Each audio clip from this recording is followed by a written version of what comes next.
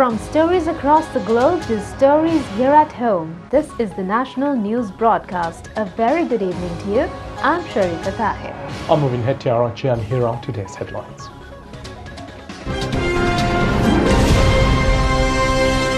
The President instructs officials to complete giving the COVID vaccination within this month to all those who are above 30 years in the Western Province.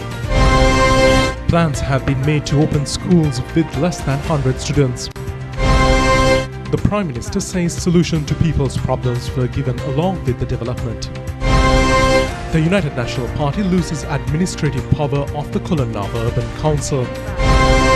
COVID deaths in India exceed 400,000. Final American and NATO troops begin leaving Afghanistan. We move on to those and other stories in detail now. President Gotabaya Rajapaksa has instructed officials today to complete giving COVID vaccines within this month to all those who are above 30 years in the Western Province. The President gave the instructions during a special COVID Control Committee meeting this morning at the Presidential Secretariat on future activities of vaccination. 60% in the Colombo district, 47% in the Gampaha district and 34% in the Kalutara district have been given the first dose of the vaccine for those who are above 30 years in the Colombo district. The President emphasized that on the need to give vaccines to more people in all areas of the country under a streamlined plan before September after receiving the vaccines that have been ordered. The President expressed belief that AstraZeneca vaccine needed for the second dose would be received soon and instructed health officials to give the second dose to the people who have been given the first dose in a methodical manner. Member of the Special COVID Control Committee consultant Dr. Prasanna Gunasena said that the World Health Organization has recommended to give the second dose until 45 weeks for a person who has been given the first dose of the AstraZeneca vaccine. It has been possible to give vaccines for a large number of people within a short period after vaccination commenced at hospitals from Monday. Ministers Pavitra Vanyarachi Gamini Lokuge Bandulogana Vardana Keheliya Rambukwala Mahindananda Alutkamage Johnston Fernando Rohita Abe Gunawardana, Ramesh Patirana, Nama Rajapaksa, State Minister Sudarshini Fernandopulle, Chanda Jayasumana, President's Chief Advisor Lalit Veeratunga, Health Ministry Secretary Dr. Sanjeeva Munasinghe, commanders of the three armed forces, the IGP and health authorities attended the discussion. Meanwhile, 1 million doses of Sinopharm vaccine were brought this morning to the country. The flight carrying the consignment of vaccine from Beijing touched down at Katanaik International Airport. Health authorities took the stock of vaccine this morning to central vaccine stores in Colombo. A total of 4,036,580 doses of vaccines have been administered so far. 639,312 doses have been given during the last 7 days. 33,351 doses have been given on the 25th of June, 35,864 on the 26th. 49,703 on the 27th and 69,919 have been given on the 28th. 106,998 vaccine doses have been given on the 29th of June and 73,520 on the 30th of June. It is the highest number of vaccine doses given within a day. 169,957 vaccine doses have been given yesterday. Vaccination took place successfully today as well. State Minister Dr. Sudarshini Fernandopulle said that 72% of the senior citizens at Sri Lanka's elders' homes have been vaccinated.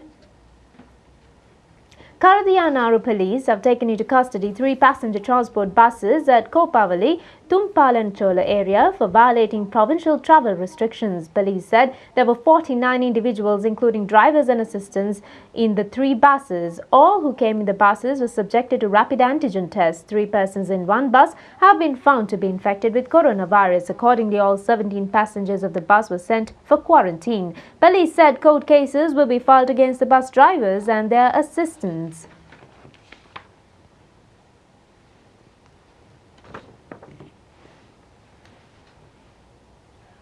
Police say a further 325 persons have been arrested on charges of violating health guidelines during the 24 hours that ended at 6 a.m. today. 46,260 have been taken into custody in connection with the offence from 30th October up to now.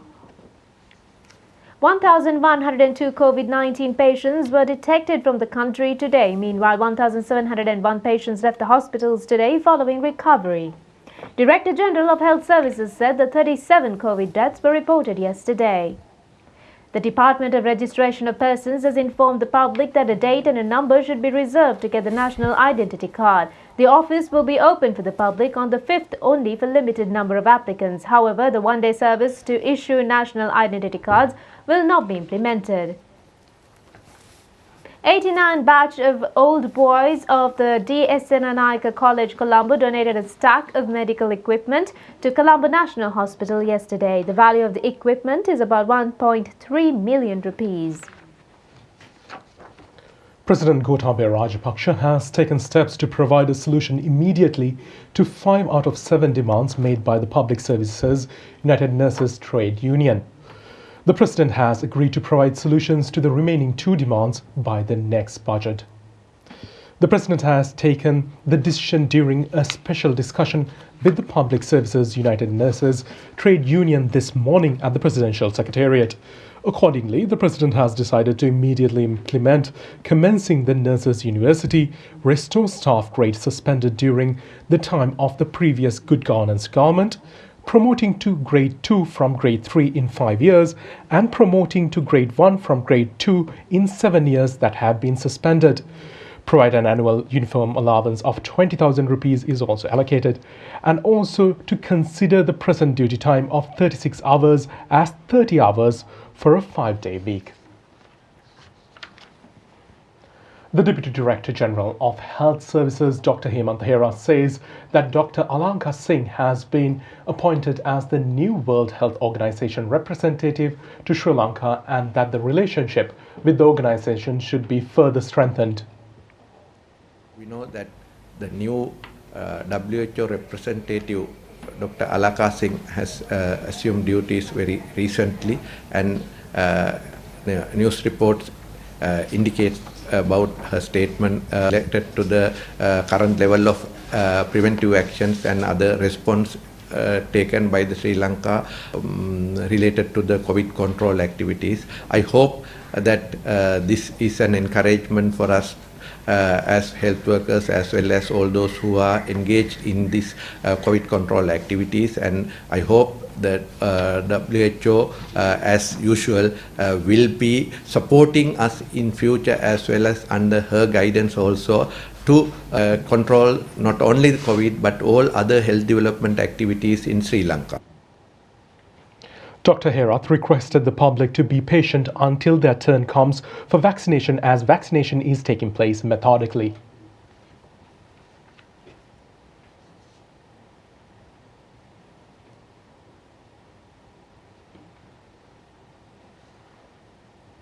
We also know that there's another consignment of vaccines received today early morning, and we need to emphasize to the public that the arrival of or the incoming consignments are arriving in Sri Lanka at a constant rate, and there will be much more or another subsequent consignments of vaccines arriving in Sri Lanka at regular intervals. So therefore the availability of vaccines will be ensured, and as a result we will be able to continue our immunization activities without any major interruptions.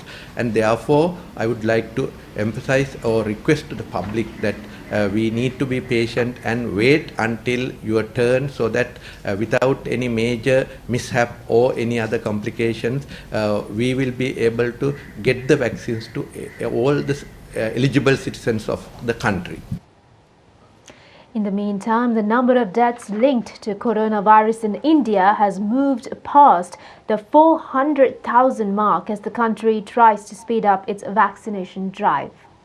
Experts warn that the real number of fatalities might be much higher as many deaths are not officially recorded. India is only the third in the world behind the US and Brazil to record more than 400,000 deaths. The country has recorded 30 million cases, second only to the US. The number of average daily cases in India has fallen to just over 40,000 in recent days, down from the peaks of 400,000 in May. The drop in numbers has largely been attributed to strict lockdowns by states, but experts have warned of an impending third wave. On Friday, the federal government sent a team of experts to 6 states: Kerala, Arunachal Pradesh, Tripura, Odisha, Chhattisgarh and Manipur that are seeing a rise in cases. They will assess the situation and monitor the vaccination program in these states. Less than 5% of the country's population have been fully vaccinated since the beginning of the drive in January. The government aims to vaccinate all Indians by the end of this year. Johnson & Johnson have said its single-shot COVID-19 vaccine has shown strong promise against the Delta variant and other emerging strains and have also provided durable protection against the infections more broadly. Johnson & Johnson said on Thursday that its COVID-19 vaccine is effective against the Delta variant of the novel coronavirus. According to the WHO, the more contagious Delta variant is becoming the globally dominant strain. First seen in India, it added to a surge in cases in the country, resulting in the highest death tally in the world. J&J said its single-dose vaccine can last at least 8 months after inoculation, with an 85% efficacy rate. In a statement, the head of J&J's research and development said that the vaccine, quote, generates a strong neutralizing antibody response that does not wane. That's against all variants, including Delta. The healthcare company also reported that the antibodies only grow in strength over time.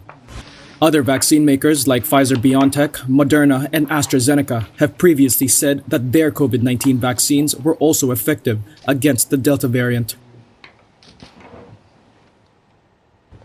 Minister Professor G.L. Peiris says that a program is expected to be introduced to open schools with less than 100 students this month. It is scheduled to be done according to recommendations of the health authorities. This was revealed during a media briefing at the Ministry of Education. It will be implemented as an initial step to open schools which were closed due to the pandemic. The President has instructed relevant authorities to vaccinate principals and teachers within the next 2 weeks before the commencement of the program. Minister Professor G.L. Peiris says that there are less than 100 students in nearly 3,000 schools. He said that it is essential to vaccinate teachers to open schools. There are 240,000 teachers in this country. The President approved yesterday to give vaccine to teachers. Next week, 2,000 centers will be open island-wide to behalf of the students who do not have internet facilities. Mahindo, their laboratories, schools, temples and community halls will be used for the purpose. Minister said they have identified 2,096 centers so far.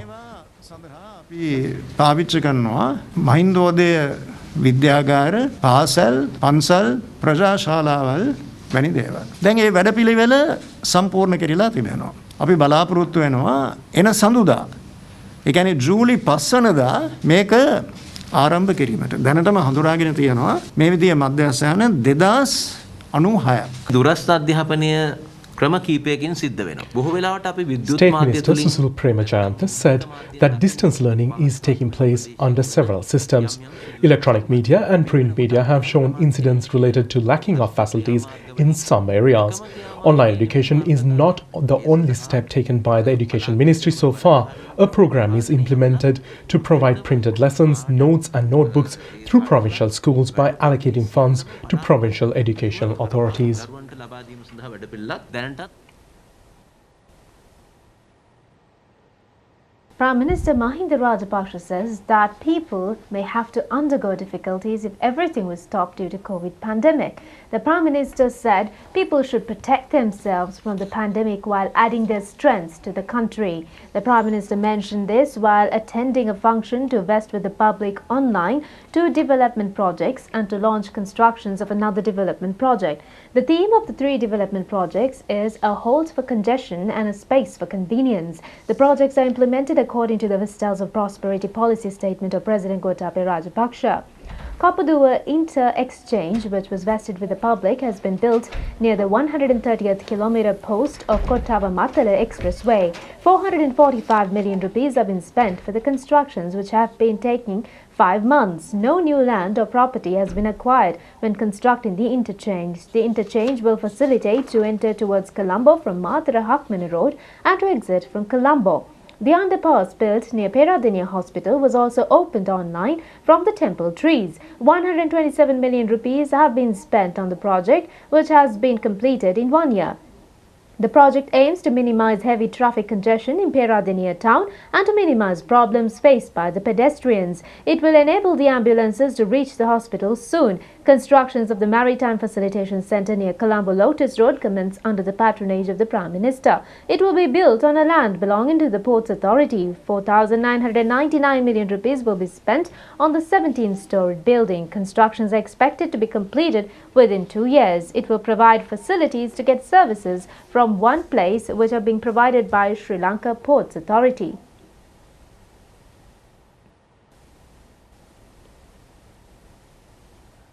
Prime Minister Mahinda Rajapaksa says that human resources and physical resources should be developed together. The Prime Minister said that certain people in the opposition criticized development activities. They asked to wait to commence work until the pandemic is over. The Prime Minister pointed out that the people are aware whether those suggestions are genuine or not. The government has spent 262 billion rupees to control the pandemic. All measures are taken for the protection of the people. The Mahasangha, including Anunayaka of Sri Rohana chapter, Venerable Omare Kassapatera, Speaker Mahinda Yapa Ministers Keheliya Rambukwala, Johnston Fernando, Dallas Alahaperuma, Rohita Abegunawardana, State Ministers Nimal Lanza, Lohan Ratwata, Kanchana Vijayasekara, Anuradha Jayaratne and a group of parliamentarians were present on the occasion.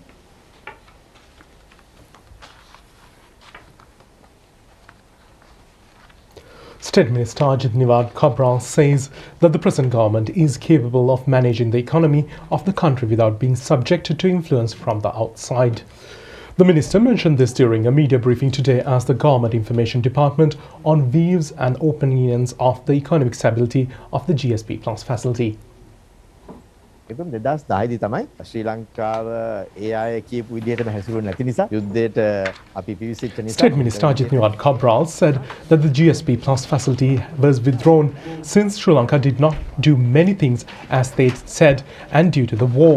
In 2011, what was 2,875 increased to 3,576. It has not been reduced but increased by 20%, which is not mentioned by anyone.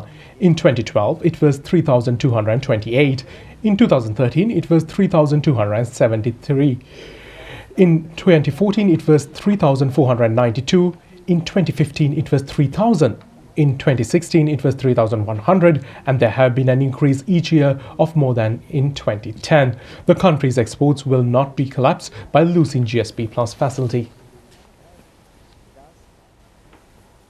In the meantime, the Colombo Stock Exchange and Czech Port City Colombo has signed a memorandum of understanding to enhance capital markets in Sri Lanka by taking advantage of the Port City Colombo's special emphasis on the Colombo International Financial Centre.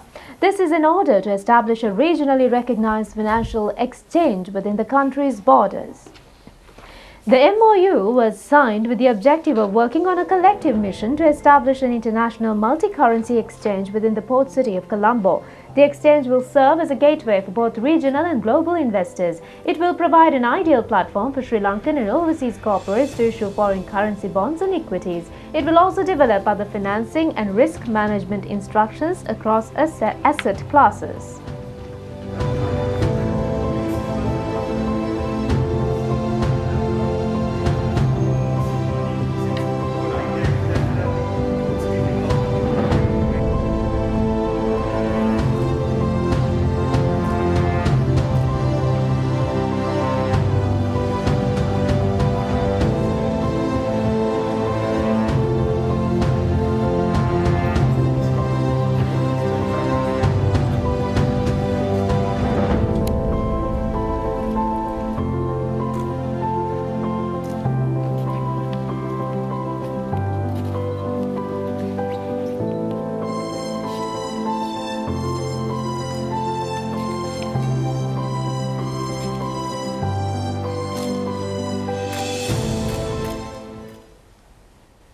On more local stories, there are signs that the United National Party is losing the administrative power of the Colombo Urban Council due to the victory of the no-confidence motion introduced by the members of the Sri Lanka Podujana Peramuna against the administration led by the United National Party chairman.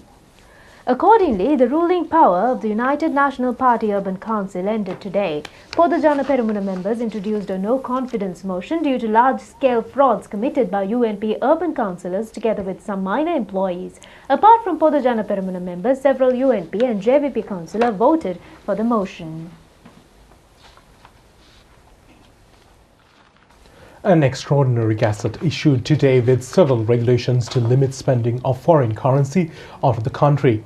The gazette states that the regulation issued according to the powers vested in the Prime Minister Mahinda Rajapaksa in his capacity as the Finance Minister will be effective for 6 months from today.